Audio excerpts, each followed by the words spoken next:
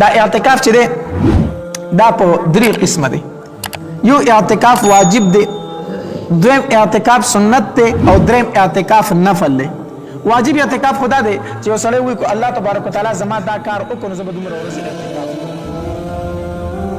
نبی علیه الصلاۃ والسلام فرمایي وایي چا چې د الله د رضا دپاره یو ورځ اعتکاف وکړو، چا چې د الله د رضا لپاره صرف یو ورځ اعتکاف وکړو، نبی علیه الصلاۃ والسلام فرمایي الله تبارک وتعالی به د دې انسان او د جهنم ترمنځ درې خندقه جوړ کړي. څو خندقه؟ درې خندقه به جوړ کړي، او د یو خندق دومره فاصله د څومره فاصله چې د ځمکې او تر اسمان ترمنځ ده. په یو ورځ اعتکاف باندې الله تبارک وتعالی دومره ثواب ورکوي. نو چې کله انسان لس ورځې معتکف شي هغه ته به څومره ثواب میلاویږي، هغه ته الله څومره لوی اجر ورکوي، هغه ته الله تبارک وتعالی څومره لوی ثوابونه ورکوي. نبی علیہ الصلوۃ والسلام فرمایي وی اعتکاف کون کی ته الله تبارک وتعالی د هغه ټولو کارونو ثواب ورکوي چې د دې د اعتکاف د وجې نه نشي کولای دغه کارونه. یو سړی په جماعت کې کېناست په اعتکاف کې کنه ډېر کارونه دی نشي کولی، لکه د مریض عیادت ته دی نشي تللی، جنازې ته دی نشي تللی، تبلیغ کې نشي تللی، دغه شانتې بل د ثواب کار نشي کولی، د جماعت نه خو نشي وتی کنه. خو نبی علیہ الصلوۃ والسلام فرمایي دې اعتکاف کوونکي ته الله دغه ثوابونه په دې جماعت کې مفت ورکوي، مفت ورته ورکوي دغه ثوابونه. اعتکاف دومره لوی زیات ثواب لري.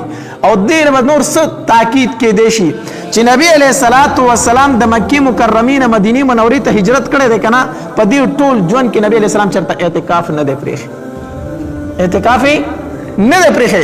یو روایت کې راځي وایي په یو رمضان کې نبی علیہ الصلوۃ والسلام 20 ورځې اعتکاف کړی، 20 ورځې. نو علما لیکي وایي دا یو کال پاتې شوی و، نو د هغې کمی پوره کولو دپاره نبی علیہ الصلوۃ والسلام بیا څوک په بل کال کې څو ورځې اعتکاف وکړو؟ 20 ورځې، چې د هغې تېر کال هغه کمی پوره کړي. او بعض علما وایي نه، نبی علیہ الصلوۃ والسلام د اعتکاف په یو کال کې هم نه دی پاتې شوی، هنو دا 20 ورځې ولې کړی وایي دا د نبی علیہ الصلوۃ والسلام اخري رمضان المبارک، دا د نبی علیہ السلام اخري رمضان المبارک.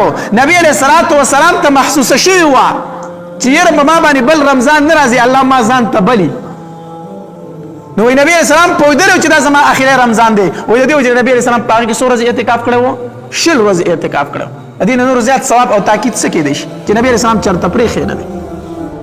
او په دې اعتکاف کې فلسفه څه ده؟ په دې اعتکاف کې فلسفه دا ده چې دا د الله په در کې پرېوتل دي، دا د الله په در کې څه دي؟ پرېوتل دي، یعنی په الله باندې ځان بخل دي، ځان بخل دي. مونږ یو سړي نه خفه یو که نه او معاف کوي نه، خو چې هغه راشي که نه او زمونږ په ور کې کښېني او یاره زم نه تر هغې پورې چې تر څو دې دا خبره زما منلې نه ده، نه ځم زه به دلته ناست یم ستا په ور کې به ناست یم، نو مونږ څه وایو؟ یاره نه مې معاف کولی، خفه ومه درنه، خو پښتونولي ده نو څه وکړم، اوس په ور کې مې ناست یو ځي نه نو معاف مې کړې زه مړه. یا وایي دا خبره نه منم، خو چې اوس تاسو راغلي یو ځای نه نو خبره مې ومنله ځئ.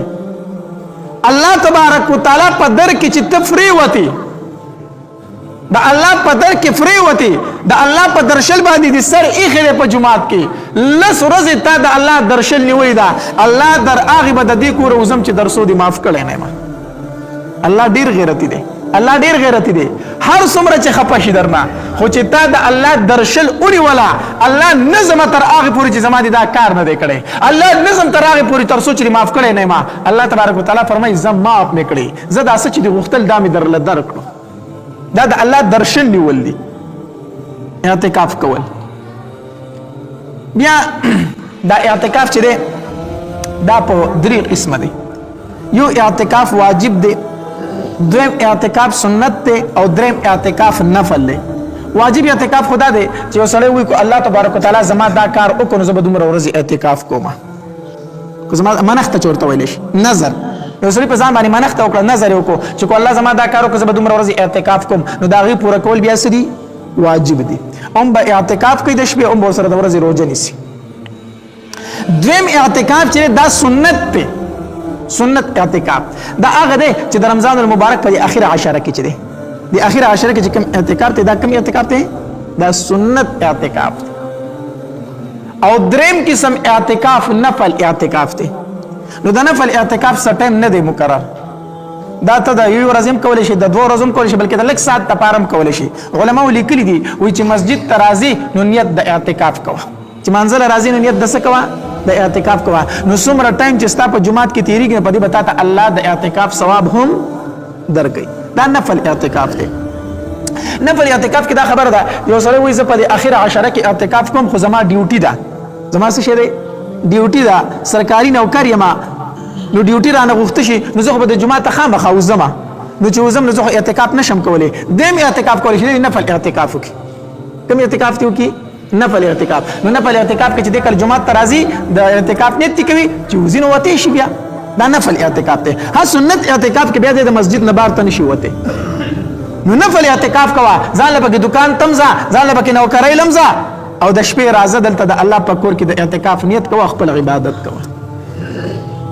نو دا په 3 قسمه اعتکاف دی نارینه چې اعتکاف کوي دا په مسجد کې کوي بیا کوم مسجد غوړه دی جامع مسجد چې غټ جمعه پای کې اعتکاف کول سری غوړه دی نو نارینه به اعتکاف په جمعات کې کوي زنانه هم اعتکاف ته کېناسته شي په کور کې زنانه د اعتکاف په کور کې وکي کو چرته د مونږ د پاره یو ځای یو کوټه مخصوصه کړی پای کې د اعتکاف وکي او کو د مونږ د پاره یو ځای نه مقرر کړی په کور کې یو کوټه ده هغه د ځان له منتخب کې چواړه ماړه دی او ډیر نه راځي پای کې د ځان له اعتکاف ته کینی زنانه د پاره بیا اعتکاف ډیر زیات آسان دی ډیر آسان دی چې ځان له د کور کاروم کولی شي زنانه ته دی وی راشه ماته سبزی راوړل زبر تاغه واړه کما زبر سره دا کار دلته وکم دا به وکم الته خرڅ کولی شي کنه سبزی وړه کولی شي نو دا کار پکې هم کولی شي اعتکاف هم کولی شي زنانه د اعتکاف د کور په کوټه کې وکړي دا څه خسته بیانات اوریدل لپاره زموږ یوټیوب چینل واجد اسلامیک سټوډیو سبسکرایب کې او د غنټې د نشان د سره کلیک کړئ تاسو ته آینده نیو ویډیوګان مخې ته راځي والسلام